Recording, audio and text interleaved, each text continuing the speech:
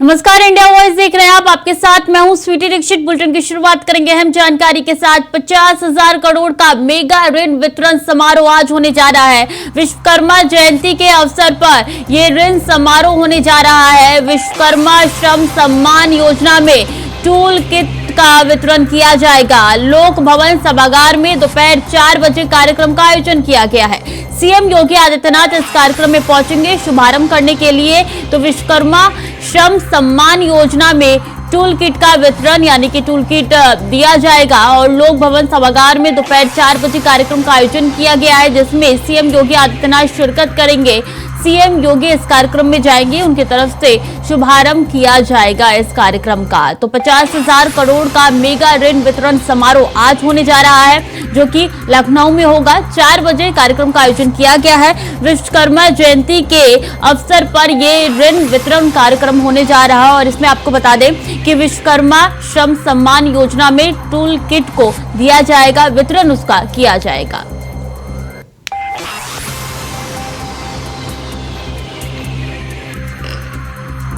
तो पीएम मोदी ने 15 अगस्त के दिन लाल किले के प्राचीर से इस योजना के बारे में कहा था और कहा था कि ये योजना को आगे बढ़ाना है। इस योजना को लेके आ रहे हैं और इसी योजना के तहत आज ये पूरा कार्यक्रम होने जा रहा है। शाम 4 बजे कार्यक्रम का आयोजन हुआ है, जिसका शुभारंभ सीएम योगी आदित्यनाथ करेंगे जाके। तो विश्वकर्मा जयंती के अवसर पर होगा ऋण वितरण कार्यक्रम। विश्वकर्मा श्रम सम्मान योजना में टूल किट बांटा जाएगा।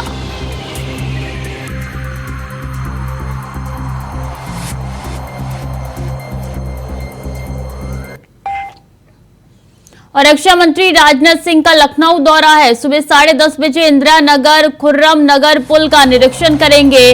10:45 पर पॉलीटेक्निक चौराहे पर ओवरब्रिज का निरीक्षण करेंगे। 11 बजे गोमती नगर स्टेशन के विकास कार्यों का जायजा लेंगे और दोपहर 3:30 बजे अंबर फाउंडेशन के कार्यक्रम में जाएंगे रक्षा मंत्री राजनाथ सिंह। 10:45 पर पॉलीटेक्निक का जायजा लेंगे उनकी तरफ से, बता दें। फिर 11 बजे गोमती नगर स्टेशन के विकास कार्यों का जायजा लिया जाएगा। फिर 3:30 बजे अंबर फाउंडेशन के कार्यक्रम में जाएंगे रक्षा मंत्री राजनाथ सिंह। 3 दिवस से इस वक्त लखनऊ के दौरे पर है रक्षा मंत्री राजनाथ सिंह। काफी दौरा उनका अहम माना जा रहा है। कई ऐसे कार्यक्रम है जिसका जायजा उनकी तरफ से लिया जाएगा।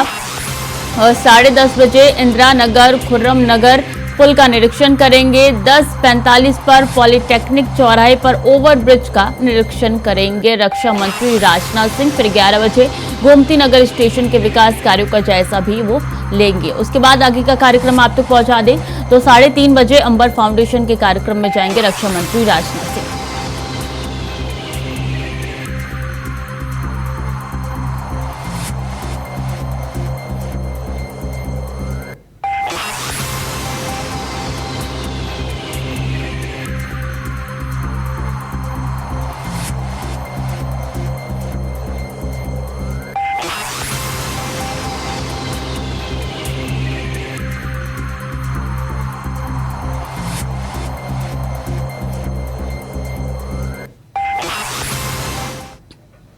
और मंत्री स्वतंत्र देव सिंह आज आएंगे प्रयागराज। तीर्थ पुरोहित महासभा के अधिवेशन में होंगे शामिल। सर्किट हाउस में पार्टी पदाधिकारियों के साथ करेंगे बैठक और 2 बजे जिले के आला अधिकारियों के साथ भी बैठक करेंगे।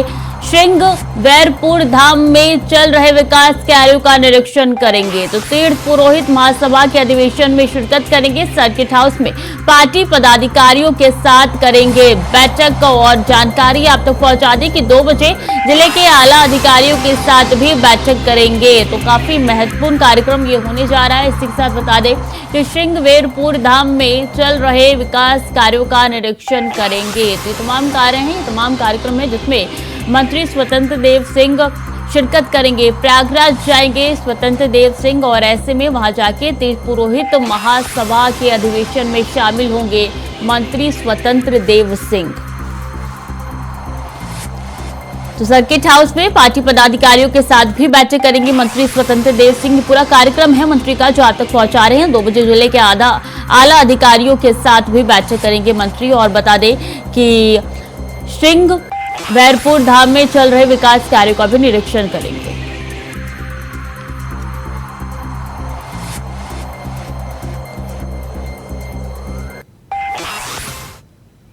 और जम्मू कश्मीर के बारामूला में आतंकियों से सुरक्षा बलों के बीच में मुठभेड़। बता दें कि बारामूला के उरी हथलांग इलाके में ये मुठभेड़ अभी भी जारी है। तो कई दिनों से सर्च ऑपरेशन लगातार चल रहा था। मुठभेड़ की सूचना भी निकल के सामने आ रही है और ये सूचना बंद होने का नाम नहीं ले रही है। देखिए, एक बार फिर से मुठभेड़ जारी है। आतंकियों और सुरक्षा बलों के बीच में ये मुठभेड़ चल रही है। बारामूला के उरी हथलांग इलाके में इस वक्त मुठभेड़ जारी है। पिछले दिनों हमने देखा था, अपने कई जवानों को खो दिया था मुठभेड़ के कारण। एक बार फिर से ये जानकारी आ रही है कि बारामूला में ये आतंकियों की मुठभेड़ हो रही है सुरक्षा बलों के साथ।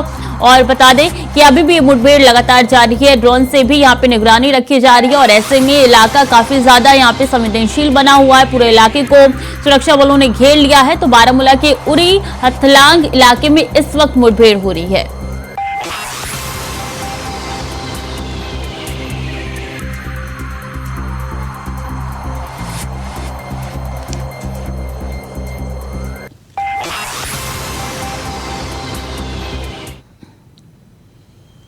और 24 के लिहाज से यूपी बीजेपी अपने संगठन को कसने में लगी हुई है, जिसके चलते आज बीजेपी के अपने नए जिला अध्यक्षों की सूची जारी की गई है।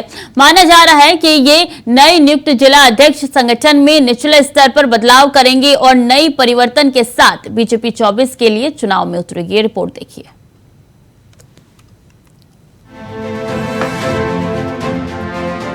लोकसभा चुनाव 2024 का रण जीतने के लिए भाजपा यूपी के प्रदेश अध्यक्ष भूपेंद्र चौधरी ने आज अपनी नई टीम की घोषणा कर दी है।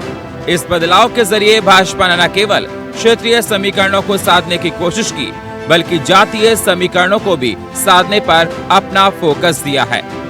भाजपा लोकसभा चुनाव को लेकर कोई कोर कसर नहीं छोड़ना चाहती है।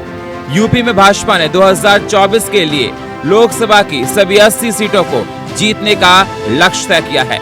ऐसे में बीजेपी प्रदेश अध्यक्ष भूपेंद्र चौधरी ने आज यूपी भाजपा के नए जिला अध्यक्षों की सूची जारी कर दी है। इसमें अवध क्षेत्र के 15 जिला अध्यक्ष, गोरखपुर क्षेत्र के 12 जिला अध्यक्ष, काशी क्षेत्र के 16 जिला अध्यक्ष, कानपुर क्षेत्र के 17 जिला अध्यक्ष, यूपी पश्चिम क्षेत्र के 19 जिला अध्यक्ष और यूपी ब्रज क्षेत्र के 19 जिला अध्यक्ष शामिल हैं। 2024 के लोकसभा चुनाव के लिहाज से इन जिला अध्यक्षों के बदलाव को काफी अहम माना जा रहा है। इस बदलाव के जरिए भाजपा न केवल क्षेत्रीय समीकरणों को साधने की कोशिश करेगी, बल्कि जातीय समीकरणों को भी साधने पर उसका पूरा फोकस रहेगा। भाजपा ने लखनऊ महानगर अध्यक्ष पद की जिम्मेदारी आनंद त्रिवेदी को दी है, जबकि जिला अध्यक्ष पद पर विनय प्रताप सिंह को लाया गया है।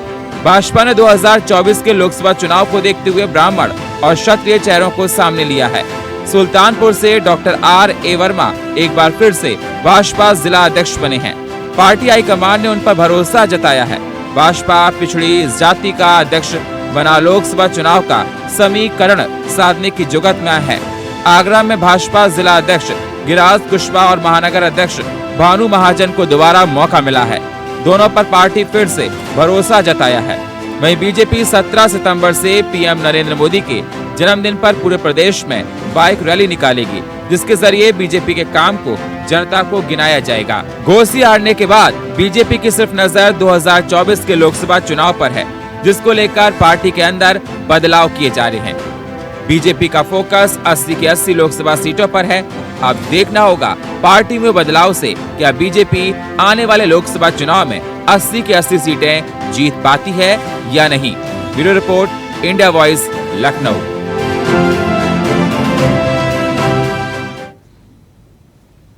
और बीजेपी प्रवक्ता संबित पात्रा ने शुक्रवार को प्रेस कॉन्फ्रेंस कर इंडिया गठबंधन को आड़े हाथों लिया है। उन्होंने कहा है कि कांग्रेस के नेता सैफुद्दीन सोज और फारूक अब्दुल्ला जैसे नेता पाकिस्तान से बातचीत करने की बात करते हैं। सरकार ने कई बार कहा है कि आतंकवाद और बातचीत एक साथ नहीं हो सकता है। वहीं उन्होंने बिहार के शिक्षा मंत्री के मानस पर दिए बयान को भी जेडीयू को घेरा है। अब्दुल्ला और बाकी नेताओं का सवाल है, उन्होंने भी पाकिस्तान से बातचीत की पेशकश की है। मुझे दुख केवल इस बात का है कि हजारों बार हिंदुस्तान ने कहा है talks and terror can never move together. उसके बावजूद जब शहादत चल रही हो, जब वीर जवानों की अंतिम यात्रा चल रही हो उस समय इस प्रकार की, मैं कहूंगा, इस प्रकार के स्टेटमेंट कहे जाएं, ये न केवल अनुचित है अपितु ये दुखद है। हिंदुस्तान इसका जवाब देगा। मुझे तो ये कहते हुए भी दुविधा, राम किस कमरे में पैदा हुए बताओ, इस कमरे में पैदा हुए या उस कमरे में पैदा हुए। जब किसी दूसरे पॉलिटिकल पार्टी जो आज घमंडिया अलायंस में है उसके नेता पूछते हैं भगवान राम ने किस इंजीनियरिंग कॉलेज से इंजीनियरिंग की बताइए, जब ये सवाल पूछते हैं तो ठीक है, जायज है, इनको बॉयकॉट नहीं किया जाएगा। मगर जब पत्रकार डिबेट में सवाल पूछ लेता है इनसे कि आपके राज्य में भ्रष्टाचार क्यों हो रहा है, आपने जो आंकड़े प्रस्तुत किए थे वो आंकड़े गलत थे, सही आंकड़े ये है, क्या हिंदुस्तान की ग्रोथ स्टोरी आज विश्व में एक रिकॉर्ड नहीं कायम कर रही? क्या G20 सफल हुआ या नहीं हुआ? अगर इस प्रकार के सवाल कांग्रेस या इंडी अलायंस के दूसरे लोगों से पूछ लिया जाता है तो आप बन जाते हैं बॉयकॉट करने वाले पत्रकार। आपको बॉयकॉट कर देना चाहिए। क्यों?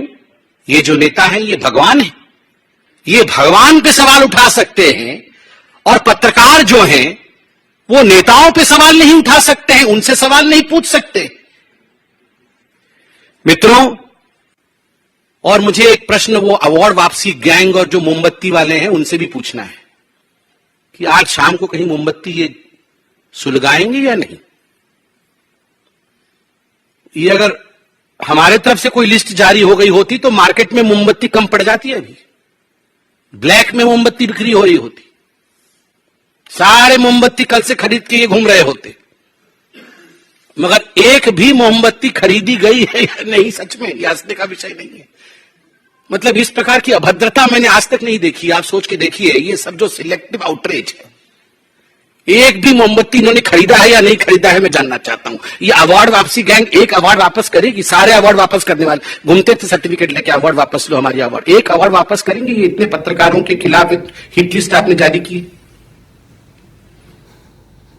और केंद्रीय मंत्री पीयूष गोयल ने सीएम भूपेश बघेल पर जमकर निशाना साधते हुए कहा कि सरप्राइज इंस्पेक्शन के लिए छत्तीसगढ़ आया हूं, कई कॉम्प्लेक्स आया हूं, कई कंप्लेन लेकर आया हूं, कंप्लेन को लेकर जांच भी कराई गई है। 65,000 मैट्रिक टन से ज्यादा की गड़बड़ी सामने आई है। उसी आधार पर स्टेट गवर्नमेंट को एडवाइजरी भी जारी की गई है। वहीं पीयूष गोयल की पीसी यानी कि प्रेस कॉन्फ्रेंस में और भी आरोप लगाए गए और इसी को लेकर सीएम भूपेश बघेल ने पलटवार किया है।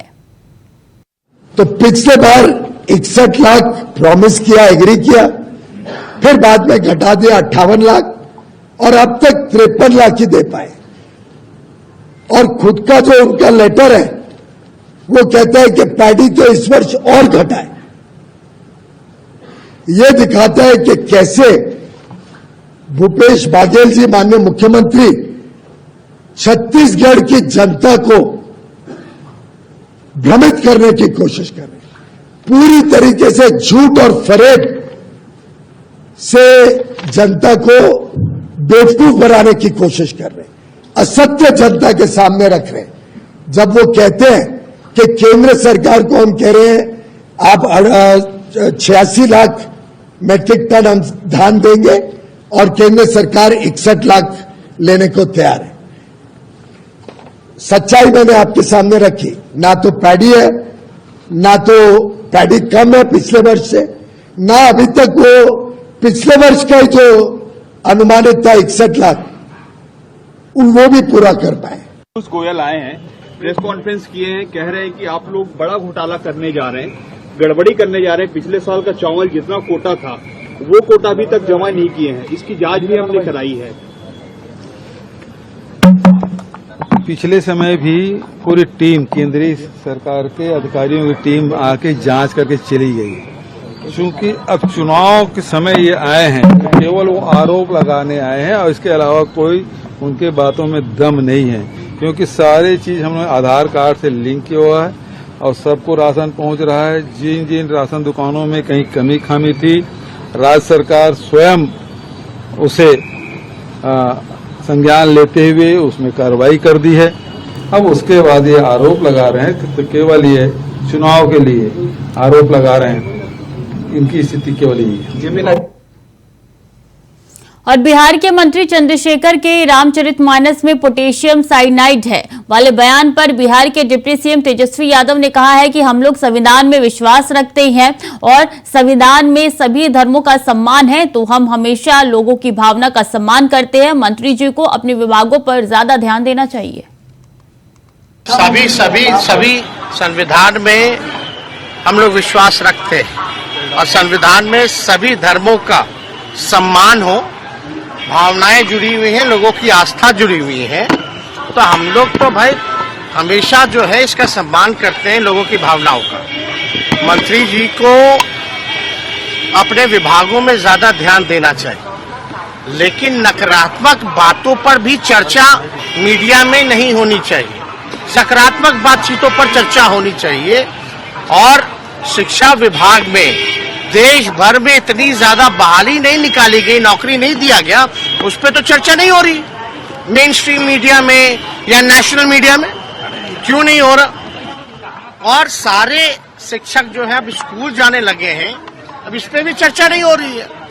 तो इन विषयों पे चर्चा होनी चाहिए, ना कि नकारात्मक बातों पर। और अलग अलग प्रवचन देने के लिए भाई लोगों के लिए क्या अच्छा है क्या बुरा है, जब सबों को शिक्षा मिलेगा तो वो खुद ही तय कर लेंगे कि भाई किसके लिए क्या गलत है क्या सही है। ये तो एक व्यक्तिगत लोगों से आस्था का जुड़ा हुआ सवाल है। तो हम लोग संविधान के मानने वाले लोग हैं और हमको लगता है कि ऐसी बातों में उनको जो है बात नहीं करनी चाहिए, सबको इग्नोर करना चाहिए। और बिहार के मंत्री चंद्रशेखर के रामचरितमानस में पोटेशियम साइनाइड है वाले बयान पर बिहार के मंत्री श्रवण कुमार ने कहा है कि हम सबको कोशिश करनी चाहिए कि हमारी बातों से किसी भी धर्म को ठेस न पहुंचे। हम इस बात को मानने वाले लोगों में से है कि जो कोई धर्म को मानता है, जो किसी पुस्तक को मानता है, कोई रामायण को मानता है, महाभारत को मानता है, कुरान को मानता है, जो लोग मानते हैं, जिनकी जहां आस्था है उस पर कोई हमारा हस्तक्षेप नहीं है। हम लोग समान विचारधारा के लोग हैं और जो लोग मंदिर में पूजा करते हैं, मस्जिद में नमाज पढ़ते हैं, जो लोग गिरजाघर में पूजा करते हैं, जो गुरुद्वारा में मत्था टेकते हैं, सब लोग अपने अपने धर्म के प्रति सजग हैं और बहुत अच्छा ढंग से काम कर रहे हैं। उनके लिए मैं शुभकामना देता हूँ। ये जो धर्म है, ये मंदिर है, मंदिर है, मस्जिद है, गिरजाघर है, गुरुद्वारा है, ये आपस में एकता का संदेश देता है, आपस में मिलत का, भाईचारा का, प्रेम का संदेश देता है। और इस संदेश को बनाए रखने में हम सब लोग को कोई टीका टिप्पणी नहीं करनी चाहिए। किस तरह से आप ध्यान लेते हुए कहा?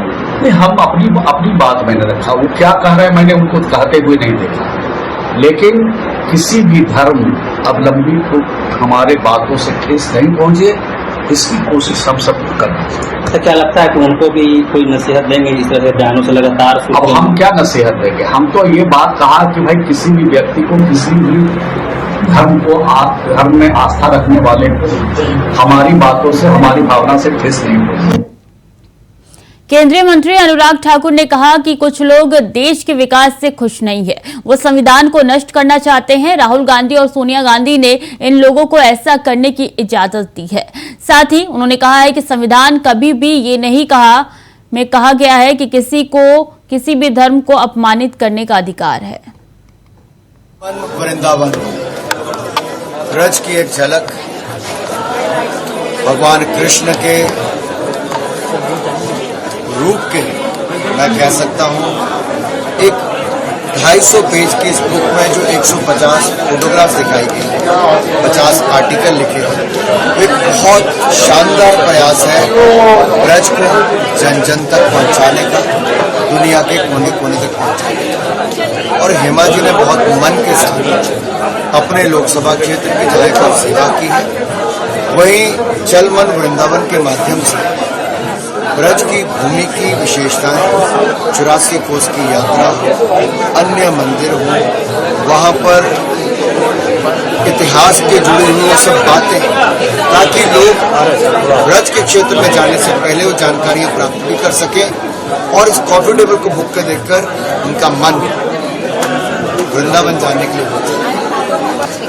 अगर आप देखेंगे 60 शहरों में 200 से ज्यादा बैठकों का होना, ये तो मैं बड़ी बैठकों की बात कर रहा हूं, और हजारों विदेशी अतिथियों का आना, और जो संदेश वो लेकर गए कि भारत कितना विशाल है, भारत का इतिहास कितना पुराना है और कितना उपलब्धियों भरा है। और देखिए, मैं आज सुबह उदयपुर था, मैं श्रीनाथ जी के मंदिर वहां पर जाकर भी आया, नाथद्वारा में। उदयपुर में भी G20 के शेरपा की पहली बैठक हुई, वहां से लेकर अहमदाबाद से लेकर चेन्नई से लेकर कहाँ लेह लद्दाख कश्मीर से देश के हर कोने में मोदी जी ने अवसर। लेकिन साथ ही साथ टेक्नोलॉजी में देश कैसे आगे बढ़ा, तो जो एग्जीबिशन लगी थी वहां पे 1 डिस्ट्रिक्ट 1 प्रोडक्ट, उसका प्रदर्शन, लेकिन पेमेंट डिजिटल पेमेंट का उससे किया गया। साथ ही साथ डिजिटल इंडिया इमर्सिव एक्सपीरियंस वो देखने को मिला। फिर डिजिटल करेंसी, RBI का जो इनिशिएटिव है उसको जनता तक पहुंचाने का काम, और डिजिटल पेमेंट जो भारत का पूरी दुनिया में डंका बज रहा है वो दिखाया। मदर ऑफ डेमोक्रेसी, दुनिया का सबसे पुराना लोकतंत्र अगर कहें तो भारत है, उसका भी एक छाप दुनिया तक छोड़ने का। और समाजवादी पार्टी के महासचिव और पूर्व मंत्री आजम खान के घर पर आयकर विभाग की पिछले 3 दिनों से रेड चल रही थी, जो कि अब पूरी हो चुकी है। बता दें कि आयकर विभाग आजम खान की संपत्ति के सभी दस्तावेजों को एक एक बाकी चीजों को बारीकी से खंगाल रही थी। साथ ही इनकम टैक्स के अधिकारी आजम खान के घर से रवाना हो चुके हैं। इस दौरान 3 दिन बाद आजम खान घर से बाहर निकले और मीडिया से बातचीत की, जिसके बाद आजम खान के घर के बाहर समर्थकों का जमावड़ा लग गया।